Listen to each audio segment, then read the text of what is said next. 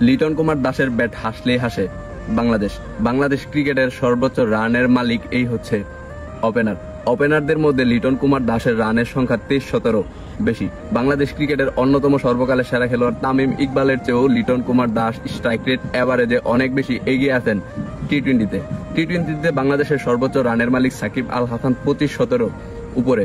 দ্বিতীয় অবস্থানে মাহমুদুল্লাহ রিয়াদ, ঠিক তৃতীয় অবস্থানে জায়গা করে নিছেন লিটন কুমার দাস, মুশফিকুর রহিম আর তামিম ইকবালরে পিছনে ফেলায়া। টি-টোয়েন্টিটারে যদি আপনি আলাদাভাবে ধরেন তাহলে হচ্ছে বাংলাদেশি ওপেনারদের মধ্যে তামিম ইকবালরে অনেক আগেই পিছনে ফেলাইতেন লিটন কুমার দাস। টি-টোয়েন্টিতে সবচেয়ে বেশি ফ্যাক্ট হচ্ছে স্ট্রাইক রেট। বাংলাদেশি ব্যাটসম্যানদের মধ্যে সর্বোচ্চ স্ট্রাইক রেট হচ্ছে সাকিব আল হাসানের 121। দ্বিতীয়, তৃতীয় এবং চতুর্থ অবস্থানে থাকা মাহমুদুল্লাহ রিয়াদ, মুশফিকুর রহিম এবং তামিম ইকবালের স্ট্রাইক রেট হচ্ছে 120-এরও কমে। সেই জায়গায় লিটন কুমার দাস, যারা আপনি সবচেয়ে বেশি সমালোচনা করেন, যারা আপনি সবচেয়ে বেশি ডাক বলেন, যাকে আপনি সবচেয়ে বেশি ট্রল করেন, এই খেলোয়াড়টার স্ট্রাইক রেট হচ্ছে 125-এরও উপরে।